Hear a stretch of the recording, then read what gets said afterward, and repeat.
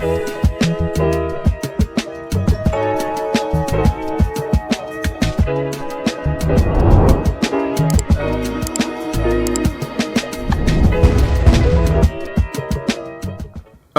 everybody, welcome to another episode of On the Wrist from Off the Cuff. To have another cool update for you guys from the brand Crafter Blue. They are Hong Kong based and they were established back in 2015. And they're a professional aftermarket, rubber dive strap producer. And now they offer lines for, all types of watches. And they even do offer their own wristwatches. So that's what we have here today, kindly sent in by the brand Crafter Blue. Huge shout out. Now, in terms of the type of watch, this is of course a chronograph, some key characteristics and design what you're looking for. A chrono, of course, you're going to find external pushers to activate timing functions, as well as multiple subdials to measure elapsed time, often featuring additional scales dependent on the subgenre. This is a new update to their Voyage line, and this is the Macaron Super Chrono, and essentially with the just the right thickness, this nice kind of medium size for a chronograph. This watch is really meant to be a real all-arounder in terms of the Voyage line, whether it be travel, adventure, or, your daily walk in the park or routine kind of, going back and forth to work. This thing has really got your back. Another interesting feature is this great 12-hour bezel that makes it possible to track, 2 time zones at once. Plus, of course, that 24-hour subdial, which is synchronized with that local 12-hour hand, which does add a little bit of additional functionality when traveling abroad. So you do have a nice little kind of AM, PM indicator, depending on, how jet lagged you are. If you're in a dark hotel room, it is nice because you could just offset the bezel in terms of the travel and then just keep your normal timing functions the same. You do have a couple of options there, and the nice thing is this is all at a very affordable price.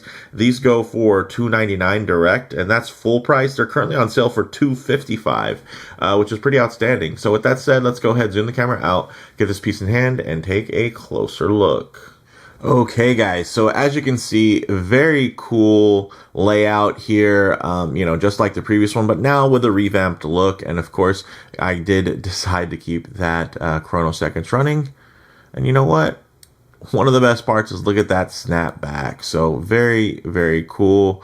Guys, this is going to do that sweep back. It's a snapback because of that Meca Quartz movement. So very, very cool. We'll dive into that a little deeper, but let's get into the dimensions here. 42 millimeters in diameter. So very similar to something like, let's say, iconic, like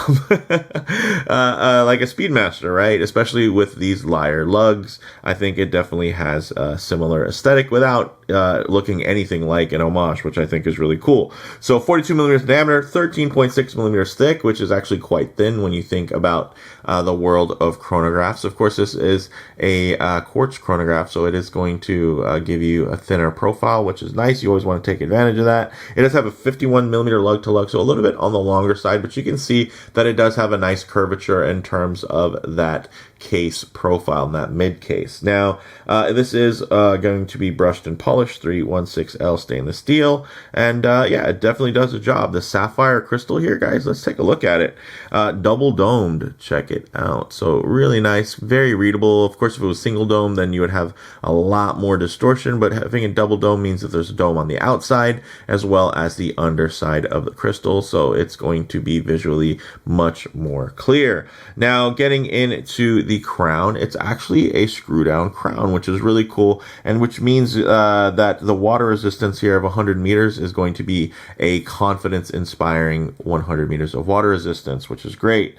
So with that screw down, you're going to be good to go. Also, it does have a nice grip to it in terms of unscrewing and rescrewing. And then speaking of grip, check out this bezel here. Nice friction fit, bi-directional, 12-hour rotating. So if you're traveling, the nice thing is you can easily do that offset. So, I'm in California in the West Coast. If I go to, Texas, or somewhere else that's 2 hours ahead, boom, I just roll that 2 hours ahead. Well, actually, it'd be 2 hours back, right? So it'd be 2 hours ahead. So, boom, boom, right? And then essentially you're going to see the time there very easily. Then when I travel back, I just go back. So that is, I think, one of the really underrated and undervalued, use cases of a 12-hour timing bezel. It is infinitely useful. And the nice thing is, because everything is still graduated, you could easily still put this on the minutes and then use it almost like a dive time bezel if you did want to time anything as well. Still easy to do that math. And I like that here. It's quite smooth. Of course, being bi-directional and with no clicks there with that friction fit, everything is nice. You can always get it to align no matter what. Now, getting into the movement, although you can't see it, you can see it has a really nice little screw-in case back, which of course is going to pay tribute to the style of watch here, being a travel watch, a bon voyage, right? So this is going to be great in terms of being that nice travel piece, very functional. And the movement inside, although you can't see it, is a Meca Quartz Seiko Instruments VK64. And what that means is essentially there's quartz timing, but there's actually mechanical chronograph action. So you're going to have a 1/5 second interval in terms of that timer sweep there, as I do have the chronograph going.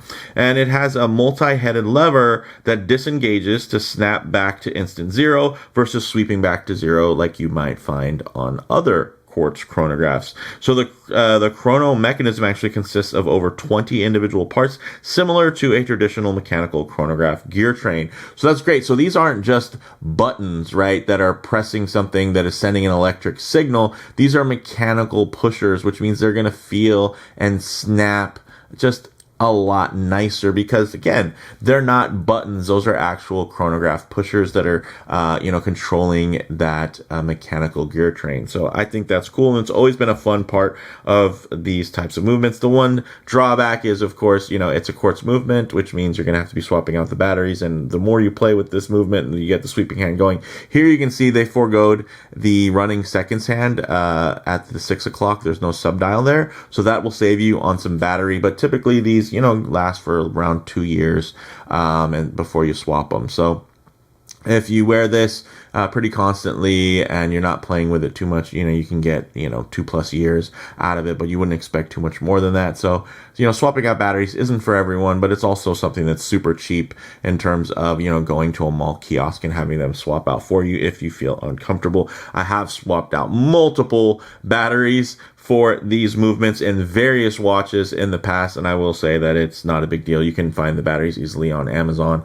You buy it, you swap it. There's not too many crazy different techniques that you have to do. It's something that honestly is very comfortable for me, but I'm also comfortable sizing my own bracelets and doing all this other stuff. So again, your mileage may vary, but getting into some more details, guys, look at this dial. I think that's the real star of the show here.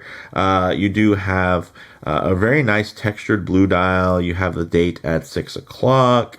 It has that reverse disc, so it's going to be white digits over a black disc. You do have those raised indices with a nice thickly applied lume there. And the nice thing is you're getting multicolored lume, so it's a lot of warm tones, and I think that's one of the things that Crafter Blue did really well here in terms of making something that is, I think, has a lot of appeal, even if you're not a huge watch fan. So this is like a great kind of gift level watch, like if you dads and grads type of thing. I think this would be great because you as a watch enthusiast are absolutely going to be able to appreciate, the mechanical, those elements in terms of the chronograph being a Meca Quartz. But for a regular non-watch person, they're not going to have to worry about winding it. They're not going to have to worry about maintenance. They're not going to have to worry about sending things in for a service, right? Setting the watch every day, every few days. So I think that's really cool that they can have something that, is going to appeal. And then also that color palette, I think, speaks to, of course, even casual buyers who might not appreciate just the basic looks of a chronograph and might need a little extra motivation to kind of push them over the edge in terms of, hey, having something that they're desiring to wear on a daily basis. And it does, again, have that 100 meters of water resistance, which is great. Of course, with the screw down crown, you're probably not going to want to activate the pushers while you're underwater. That's just a kind of a given. But, the nice thing is if you do get this pretty dirty or gross, you can easily rinse it off. And as long as that crown is screwed down and those pushers aren't activated, you can feel very, very confident cleaning this thing up and making it look like new again. Another nice feature is it has 20mm lugs, guys. And the strap here is a genuine Italian leather strap with a nice 2mm taper to that nice milled, fully milled tang buckle. Even the finger here is milled. So very cool. It's actually signed on the underside for a little bit more of a subdued look. And you can see here even has the accent stitching and reinforcement stitching right around the tang buckle. So that's going to help in terms of longevity. You have all the information printed here. 20 at the lug, then it goes down to 18mm in terms of that taper, and you're also going to see that it does have quick release spring bars for ease of use. So with all that said, let's actually get this on the wrist and see how it wears. Okay guys, as you can see on my 7.5-inch wrist, I think this wears really well, like a chronograph should, right? You want it to be legible, so you're going to want to have some space on that dial, especially if you're keeping a good amount of information, in check all at once. Of course, when you're thinking, hey, well, 7.5 inches is on the bit of a larger side, and you're right, it is on the large side of average, but you can also see that my wrist is quite round, so it's a little bit tall, a little thick there. So it's not super wide and flat and accommodating. So the nice thing is, I still do have to consider, ultimate dimensions there, lug width, and of course, along with everything in terms of proportions and how it's going to fit. But, it's not like it's just going to look this way on every wrist. And of course, if I get my wrist a bit too close to the camera lens, you're going to see a fair amount of perspective distortion. It's going to make the watch seem a lot larger than it actually is. It's the same reason why sometimes you're taking a wrist shot on Instagram or something like that. It just makes your watch look much bigger than it is. But one thing I like to do is just keep my wrist nice and low. And then what I'll do is tighten up the frames just so you guys can still get a detailed look, but just add a bit of a truer aspect ratio as to how this may lay on your own wrist. And you can see there, nicely centered. You're seeing more of the strap now, and I think the proportions are very nice. It has a smaller dial. It does have, of course, that chapter ring that is compressing everything more towards the center.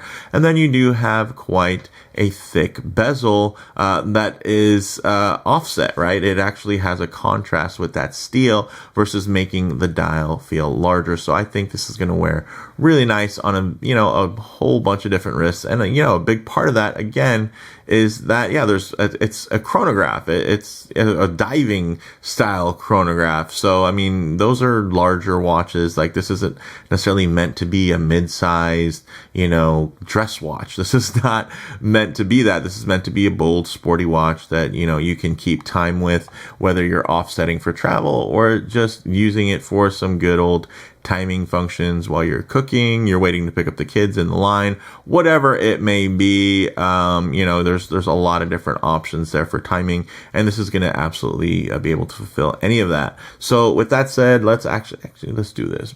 Boom.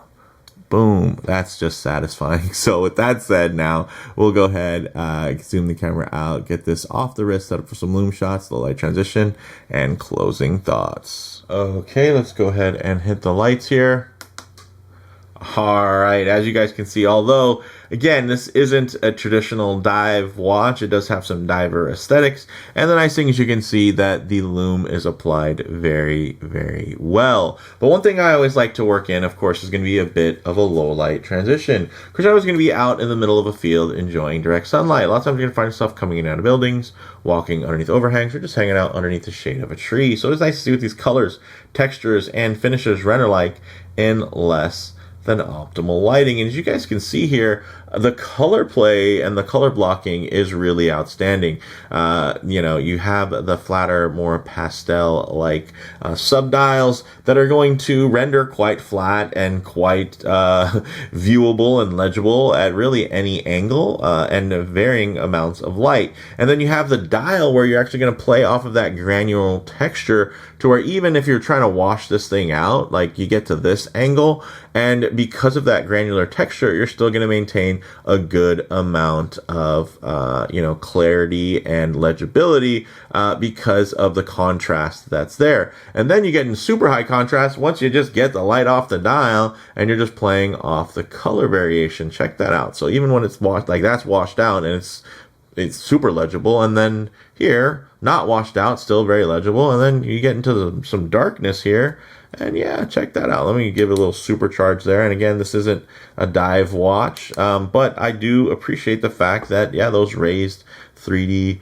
numerals do have a nice little kick when it comes to the lume there, so very, very cool. But let's go ahead and get into some closing thoughts here. We get everything back up and going. Okay, so guys, on the wrist, really great sporty sizing, wonderful, in terms of fitting into that go anywhere theme. This isn't a mid-sized watch. This isn't an oversized watch. This is really meant to be a full-size sporty watch that can go with you and do anything, right? So that and meant to be leaning more towards adventurous, right? But it's not so oversized that you couldn't wear it daily. So yeah, those of you that are looking for something small, vintage inspired, Bauhaus, like this isn't for you. It doesn't mean that this is bad. It just means that this isn't what you're looking for. In terms of model variants, I believe this unit actually supersedes the previous model, which was more kind of pilot based in terms of its aesthetic. Here you have more of kind of a general maritime style, especially with the colors. And I think this actually does help a lot in terms of versatility, and it adds a lot of fun. So whether you're, a hardcore enthusiast, or you're just somebody who's kind of looking for something that you just want to be excited to wear and you think matches with your dressing aesthetic, then this is perfect, right? So good for gifts, good for good for you to wear as an enthusiast, but also as a gift for maybe some non-enthusiasts, like I mentioned previously. So in terms of comparable models, guys, much of the Meca Quartz market is so focused on vintage motorsport inspired themes.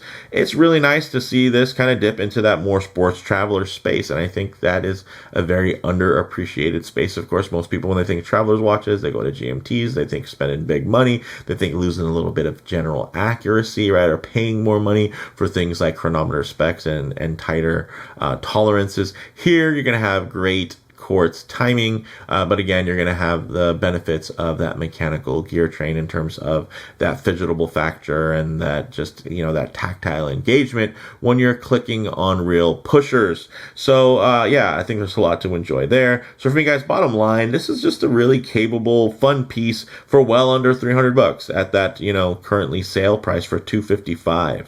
So, at $299, sorry, being kind of the full retail price and it being on sale, I mean, even at the full price of $299, I think it's competitive at $255. I mean, goodness, what are you going to find that's going to be really comparable to this? Let me know down in the comments if you have something you think really just smokes this, but otherwise, I think this is definitely, it makes a case for itself, whether it be in its design aesthetic, whether it be in its execution for the price point, relatively good, strong specs there. But yeah, to me, there's a lot to like here. Again, it's, I don't know if it'd be somebody's one watch collection. It's not that type of watch. But if you don't care much for watches and, you got a gift from somebody who did, this could easily be that gift watch. And then if you are an enthusiast and you have tons of watches, this could easily be the one that you keep. It's always running, and then you can set your other watches off of it. So, actually, I guess since it doesn't have a running seconds hand, you're not going to be time hacking off of it, but okay. The nice thing is you'll always know generally the time on this piece, grab and go. So, you don't have to worry about setting it when you're late in the morning and you're trying to head out the door and get your day going. So with that said, let me know what you all think down in the comments below. If you like the video, please do it like, and if you haven't already, please subscribe for more content just like this. Thanks, guys.